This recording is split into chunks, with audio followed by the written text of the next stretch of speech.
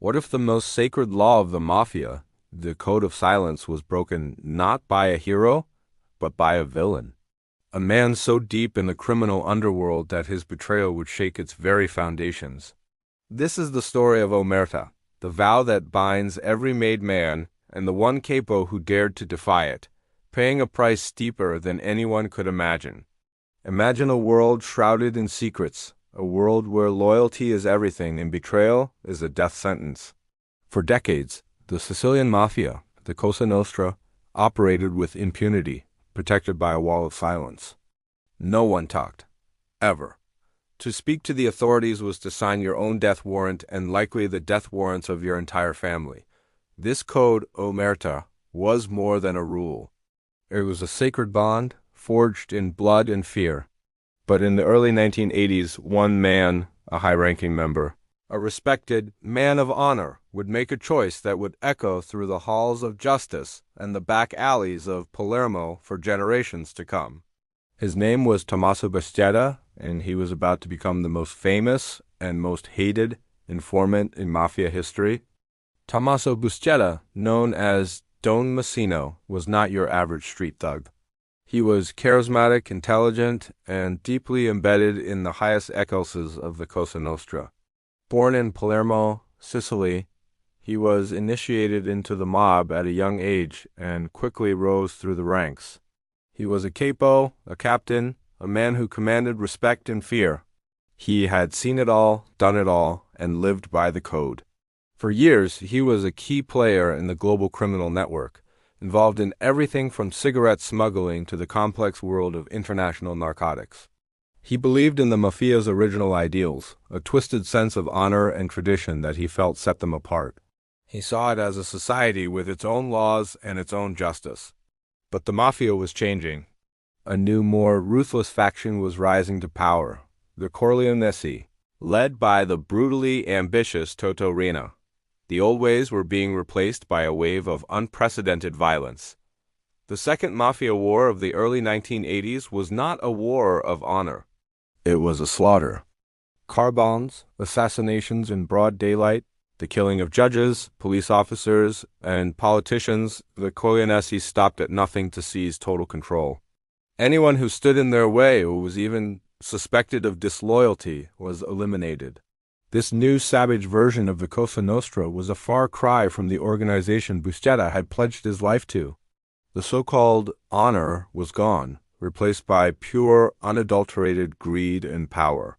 For Buscetta, this brutal shift hit home in the most devastating way imaginable. While he was on the run in Brazil, the Corleonesi began a systematic extermination of his allies and family back in Sicily.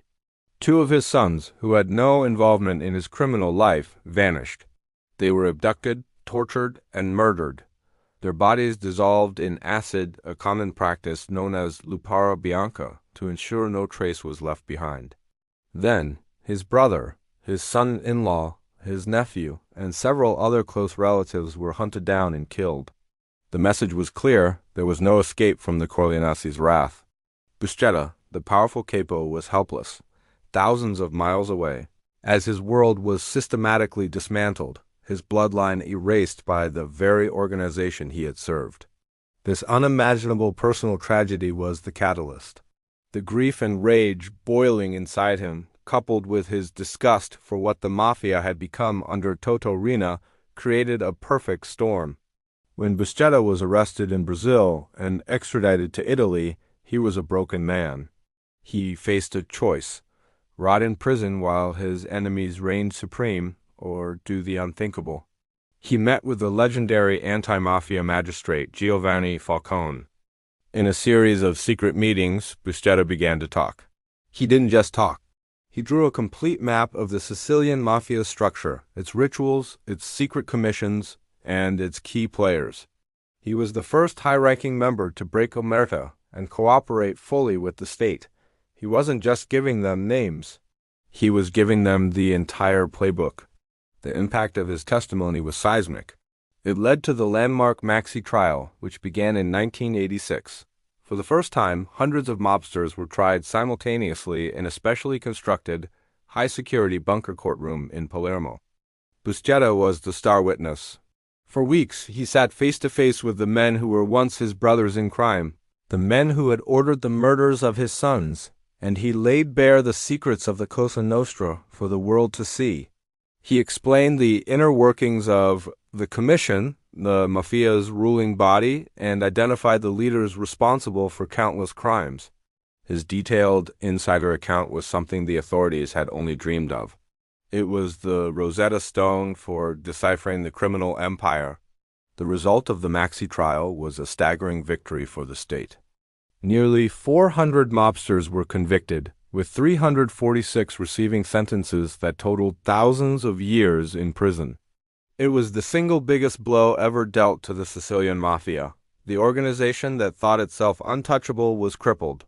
Buscetta's betrayal had validated the work of prosecutors like Giovanni Falcone and Paolo Borsellino, giving them the ammunition they needed to dismantle the criminal network. He exposed the myth of mafia invincibility and proved that even the most powerful crime syndicate could be brought to its knees. The wall of silence had been breached, and a flood of information poured out, but Buscetta's life was forever changed. He became a man without a country, a man without a name. He and his remaining family were placed in the U.S. Witness Protection Program, living under an assumed identity, constantly looking over their shoulder. The Mafia never forgives, and it never forgets.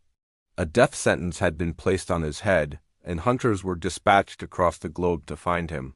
He lived in a gilded cage, free from prison, but a prisoner of his own past.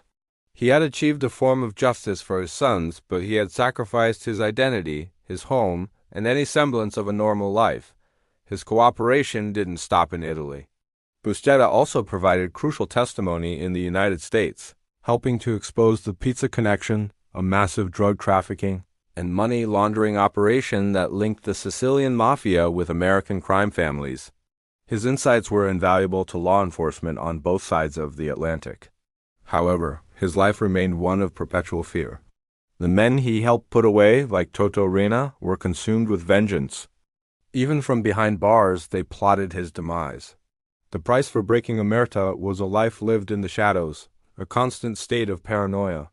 Tragically, the two men who represented the state's fight against the Mafia, Giovanni Falcone and Paolo Borsellino, would pay the ultimate price. In 1992, just months apart, both magistrates were assassinated in massive bomb attacks orchestrated by the vengeful Corleonesi. Buscetta was devastated.